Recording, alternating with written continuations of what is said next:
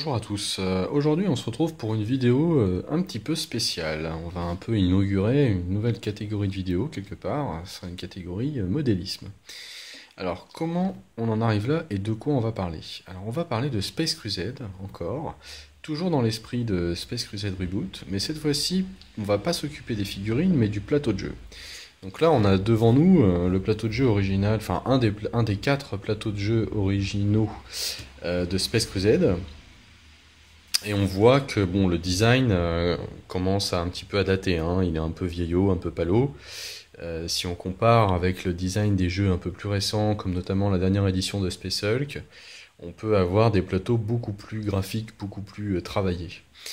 Et suite à la publication de mes différents articles sur le reboot de Space Crusade au niveau des figurines, j'ai été contacté par quelqu'un qui est infographiste dans une société de jeux de société et qui s'est lancé dans la remasterisation, si on peut dire, des plateaux de jeux de Space Crusade en utilisant les éléments de Space Hulk. Il a fait vraiment un travail remarquable et il m'a gentiment envoyé les PDF des premiers plateaux et je me suis chargé aujourd'hui de les imprimer et d'en faire des plateaux de jeu. Alors on va voir ensemble comment faire, mais avant tout on va voir, là j'ai fait déjà ce premier plateau là, on va voir à quoi ça ressemble.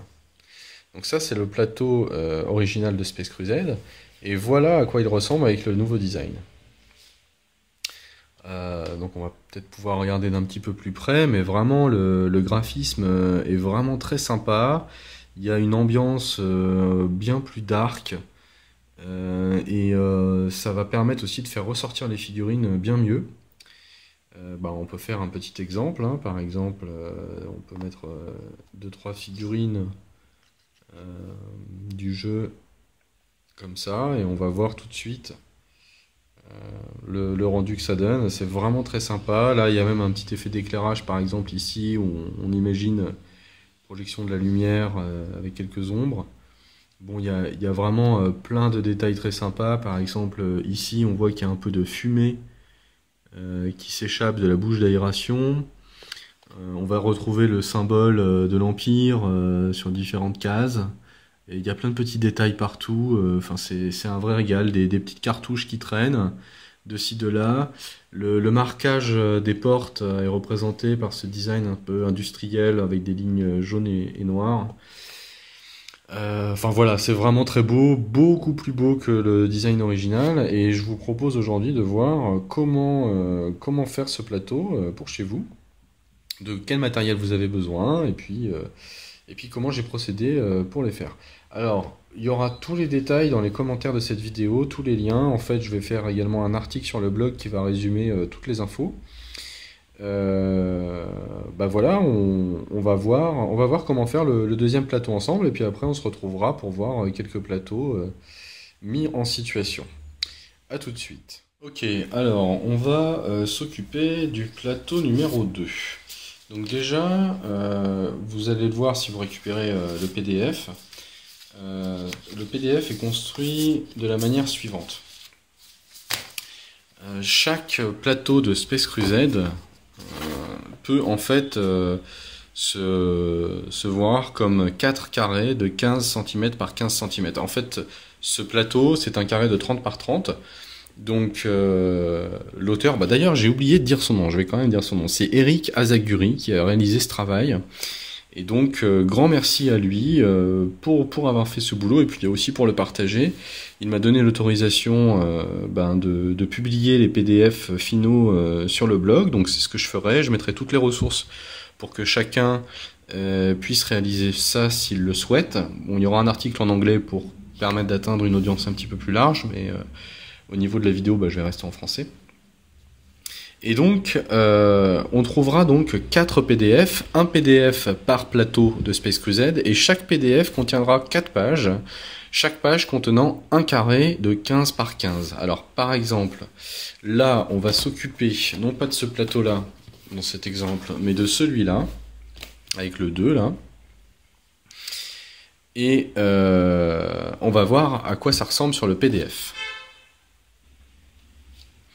Voilà, donc on va s'occuper de ce plateau-là. Alors, on le reconnaît avec le 2 qui est ici, ça va nous permettre de repérer un petit peu le PDF, la façon dont il est organisé. Et donc, on imagine qu'on divise ce plateau en 4 carrés égaux. Et ben, on va retrouver chacun de ces carrés sur une des pages du PDF. Donc, ici, si on regarde, on va donc avoir un premier carré. Ensuite, on va en avoir un second, etc., etc. Et on en a 4. Donc, ces PDF sont prévus pour être imprimés sur des pages A4, donc c'est pratique, hein, c'est ce qu'il y a de plus courant. Donc moi, ce que je vous conseille déjà, là on va parler un petit peu matériel. La première chose à faire, c'est d'acheter du papier à impression épais. Pas forcément du papier photo parce qu'il sera brillant, mais du papier épais. Je vais vous montrer la référence que j'ai utilisée ici. Donc moi j'ai utilisé cette référence-là, donc c'est du papier de chez Clairefontaine, pour imprimante jet d'encre et couleur, et c'est du 250 grammes. Voilà. Donc c'est des feuilles de 250 grammes et qui ont un rendu mat. Donc, autre petite astuce en passant, veillez à bien installer le logiciel Acrobat Reader pour imprimer les PDF. Les lecteurs de PDF standard sous Windows ou sous Mac ne sont pas forcément bien configurés pour faire des impressions très fidèles au niveau des couleurs. Et sur un exercice comme celui-là, ça peut vraiment être critique. Voilà, donc le logiciel Acrobat Reader pour faire des bonnes impressions. Pensez à bien vérifier les paramètres d'impression avant de la lancer, de bien mettre en qualité haute les couleurs dans votre logiciel. Et puis vous allez vous retrouver au final avec donc 4 pages pour faire un plateau. Ça, c'est une première chose. Ensuite, il va vous falloir du carton pour pouvoir coller ces feuilles, pour leur donner une certaine rigidité, pour en faire un vrai plateau de jeu qui peut vivre assez longtemps. Pour ça, j'ai utilisé du carton plume. Donc le carton plume, en fait, c'est une matière pour le modélisme assez pratique. C'est une feuille de carton, une couche de polystyrène, en fait, et une autre feuille de carton en dessous. C'est très léger, c'est assez rigide, ça se découpe très bien. Et on trouve ça en plusieurs largeurs. Par exemple, celui-là, c'est du 3 mm. Donc ça va faire un plateau de jeu assez épais. Et puis voilà, donc c'est assez sympa. J'ai trouvé ça sur Amazon. Donc vous recherchez carton plume, 3 mm Amazon, vous allez en trouver. Ça se vend par 10 en dimension A4. Alors là, le petit problème justement, c'est que c'est pas idéal d'avoir ça en dimension A4 parce que A4 c'est 21 cm par 29 cm,7 et non pas 30. Et comme nous avons des carrés de 15, c'est quand même dommage de ne pas pouvoir faire 2 carrés par page. Sinon ça va vraiment être du gâchis. Pour 3 mm d'épaisseur, on serait obligé d'utiliser une feuille de carton plume par carré. Donc en fait, ce que je vais commencer par faire, c'est découper une petite bandelette de ce carton plume de 3 mm d'épaisseur que je vais coller ensuite ici, ce qui me permettra d'avoir une largeur de 30 cm. Et comme ça, je pourrai coller 2 carrés par page. Donc on va commencer par ça. Voilà, donc les mesures ont été prises. Alors, un cutter, ça c'est aussi indispensable hein, pour tout ce qu'on va faire aujourd'hui. Ça va nous permettre de découper d'une manière très précise, grâce à la règle, en belles lignes droites, à la fois les impressions des plateaux et aussi le carton plume. Donc c'est vraiment, vraiment indispensable. Je vous conseille de prendre un cutter de bonne qualité. Encore une fois, celui-là, je l'ai trouvé sur Amazon. Il est vraiment, vraiment bien. Il est assez lourd. La prise en main est assez confortable et il est plutôt précis. Voilà, donc là j'ai bien pris mes mesures, j'ai 3 mm d'épaisseur là sur le bord de mon carton plume et je vais découper cette bandelette. Donc on appuie bien pour bien découper le carton plume dans toute sa longueur. Alors parfois il faut passer 2 fois, hein. Un peu moins fort la deuxième fois. Et au final, on obtient cette petite bandelette qui va combler le manque à gagner et ce qui va nous permettre quand même de mettre 2 carrés de 15 sur une seule feuille de carton plume, ce qui va quand même nous éviter de faire un énorme gâchis. Maintenant, on va la coller sur la largeur de la feuille.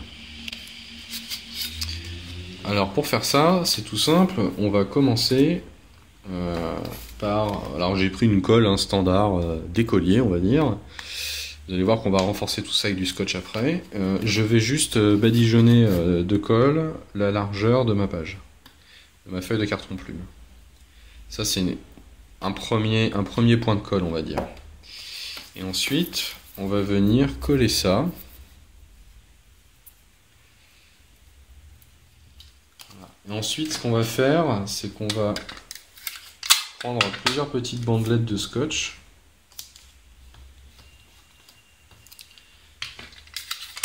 On va venir, entre guillemets, agrafer la bandelette au reste de la feuille. Au bout d'un moment, une fois qu'on aura fini toute cette manip-là, ça sera assez solide. Et puis en plus, on collera par-dessus après la page. Et on rescotchera le tout à la fin. Vous verrez ça à la fin. Et ça aura pour effet de vraiment bien solidifier le plateau. Au final, on n'y voit que du feu à la fin, une fois que le plateau est terminé. Donc on se retrouve avec quelque chose comme ça. Voilà, avec la bandelette. Maintenant, on va découper ici avec un petit coup de cutter l'excédent. Voilà. Alors, pensez bien, je vous conseille de jeter dans un sac toutes les chutes au fur et à mesure parce qu'on se retrouve très vite envahi de chutes de papier, de carton. Et c'est toujours bien d'essayer de garder un espace de travail clean. Ça permet de garder les idées claires. Alors là, on a donc upgradé notre carton plume, si on veut. Il fait donc maintenant environ 30 cm de long. On va vérifier ça. Normalement, on ne doit pas être loin des 30 cm. Voilà. Alors, il me manque un petit millimètre, parce que je suis loin d'être très précis. Mais bon, ça va le faire, c'est pas très grave. Un petit millimètre en moins, c'est pas la fin du monde au final quand on fait le plateau. En tout cas, c'est mieux que d'être sur 3 mm d'écart. 3 mm d'écart, ça fait quand même un jour assez énorme. Voilà, donc là on a une bonne base. On retourne le carton et on va pouvoir commencer à coller ça. Mais avant, il va falloir qu'on découpe nos éléments de décor. Donc on met le carton de côté. Et on reprend nos 4 pages. Donc là, Eric il a eu la bonne idée de nous mettre des marques de découpe. Ça va être très pratique, on va pouvoir aligner la règle dessus pour couper le plus proprement possible au cutter chacun de ces carrés. Alors on va en faire un ensemble et puis après je ferai les autres, on se retrouvera après. Donc c'est très simple, il suffit juste de bien s'appliquer, à bien mettre la règle sur la marque de découpe. Donc en gros, voilà à quoi ça ressemble. Hein. Alors là, par exemple, je suis pas très bien aligné parce que on voit encore un peu le noir. Donc je vais avancer un petit peu la règle jusqu'à ce qu'on soit vraiment bien aligné. Là, on est pas mal. Voilà, là on est pas mal. On voit encore un peu les marques de découpe, mais on voit plus la ligne noire du décor. Donc là, on va couper à ce niveau-là. Donc on appuie assez fermement sur la règle. Assez fermement sur le cutter et on fait un trait vif et net et ça nous fait une découpe nickel et on va faire ça sur tous les côtés.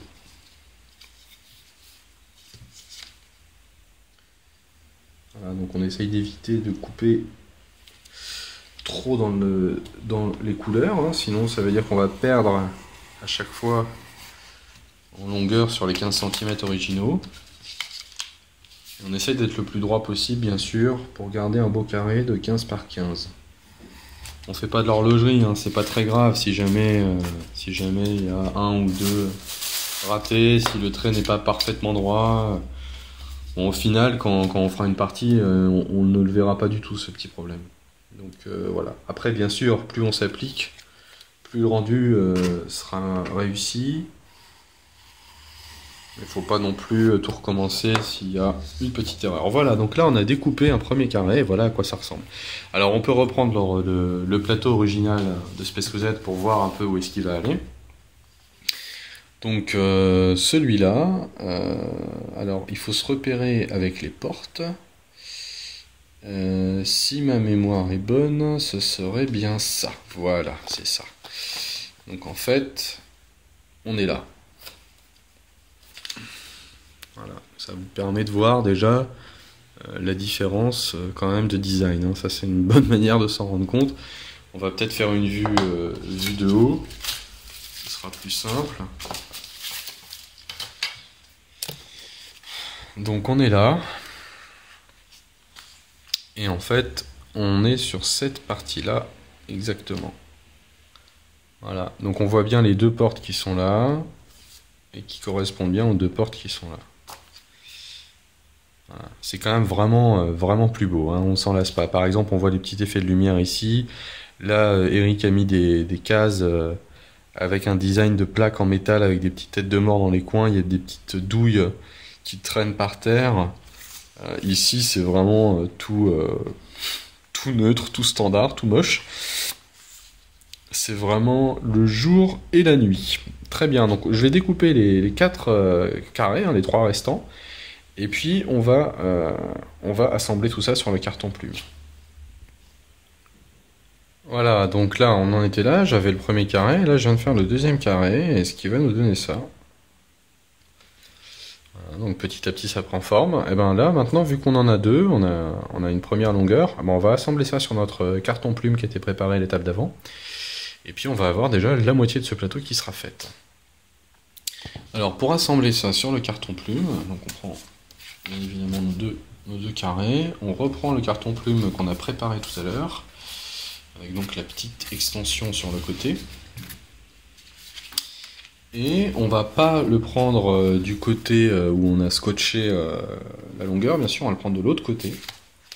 Et on va le badigeonner de colle, en partant du haut. Donc là, comme à l'école, hein, les souvenirs. Et cette fois-ci, on va être très généreux, hein. On va aller sur toute la largeur, et on descend jusqu'à peu près 15 cm, puisque c'est 15 cm de long, nos carrés, et on met en longueur, on fait des bandes comme ça, puis on va refaire des bandes en largeur, histoire d'être sûr que la colle est présente sur toute la surface de l'endroit où on va coller ça. Voilà, moi j'hésite pas à insister à l'endroit où il y a l'extension, pour essayer de cimenter tout ça aussi avec la colle du décor. Et là on est pas mal. Voilà. Alors là c'est là où il faut être attentif. On va positionner les carrés. Alors faut pas se tromper, il faut bien garder le plateau original, hein. L'idée c'est quand même de refaire un plateau de Space Crusade, c'est pas d'en faire un nouveau un peu délirant. Donc à la limite on n'hésite pas toujours à reprendre avant de coller tout le plateau de jeu, on vérifie, voilà, donc là c'est typiquement comme ça que ça vient, donc c'est lui qu'on va mettre à gauche, et donc là il faut bien calibrer la chose pour être le plus droit possible et le plus au bord possible. C'est là que c'est un peu délicat. Si on voit du blanc en général, c'est pas bon, hein. Là, je pense que je suis pas mal. Voilà. Donc là, j'ai mon premier carré qui a été positionné.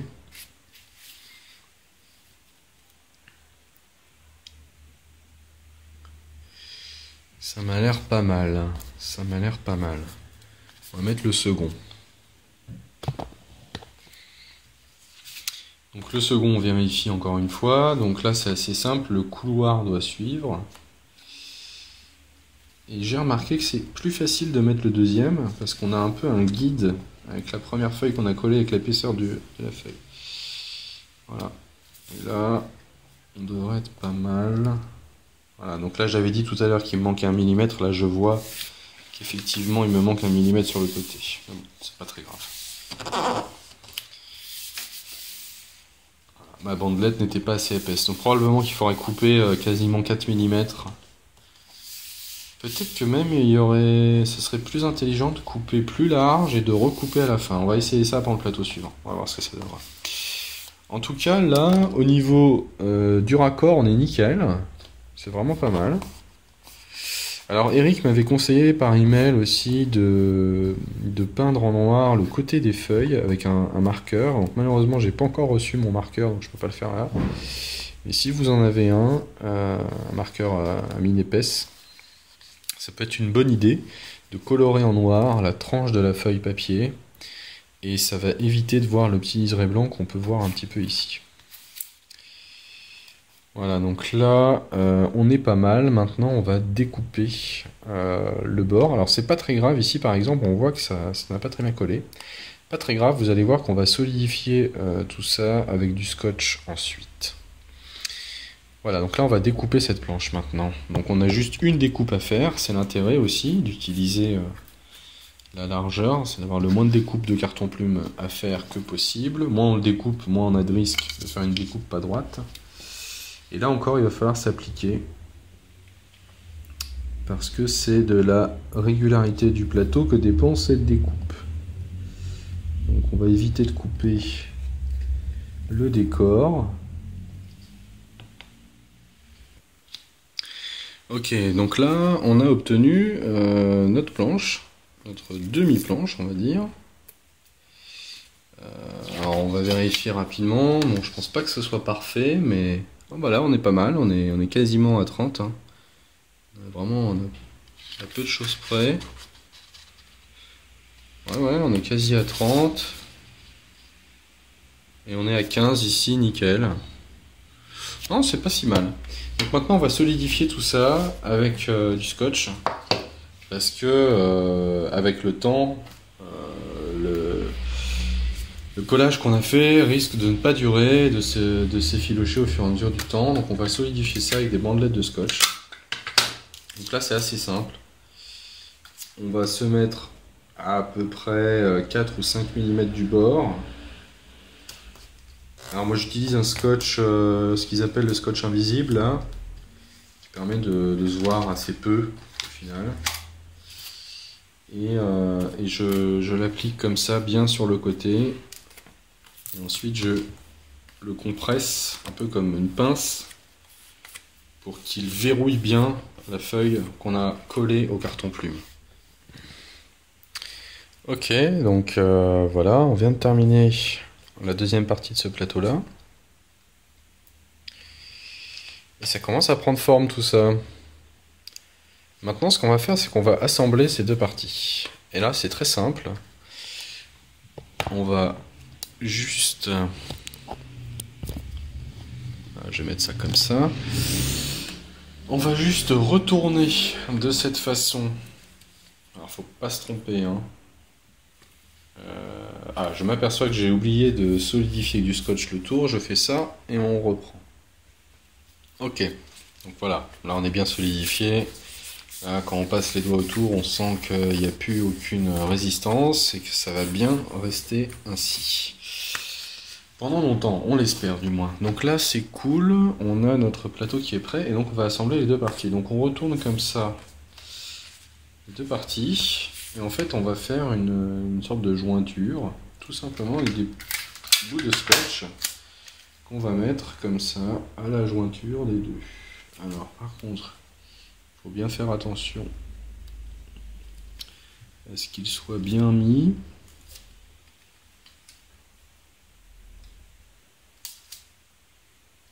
C'est le premier en fait qui compte le plus, bien sûr. C'est lui qui va conditionner un petit peu l'assemblage des deux parties. Et après on va en mettre plusieurs. Toujours dans le même sens. Et surtout pas dans un sens perpendiculaire. Vous allez comprendre très vite pourquoi. Vous avez peut-être déjà compris l'idée. Voilà, c'est qu'on peut faire ça. Et ça, c'est assez sympa. Voilà, on peut plier le plateau en deux et il se remet tout seul.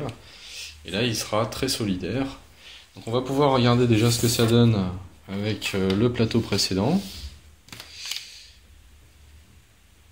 Bah voilà, donc il va me rester encore deux plateaux à faire. Donc pour l'instant, Eric n'a pas terminé le dernier plateau, il a fait les trois premiers. Donc moi je vais continuer, là, je vais faire le troisième plateau. Et puis voilà, l'exercice est le même de toute façon. Et puis je vais publier très rapidement les PDF si vous voulez faire la même chose chez vous. Et puis la prochaine partie de Space Crusade, eh bien, elle se jouera sur ce magnifique plateau de jeu. Voilà, j'espère que ça vous a plu. N'hésitez pas à partager cette vidéo si c'est le cas, et n'oubliez pas de vous abonner à la chaîne si ce n'est pas déjà fait. Et puis encore un grand merci à Eric pour son travail, qui permet vraiment de donner au sens Space Crusade Reboot toute sa force. Merci à tous, et à bientôt. Jouez bien.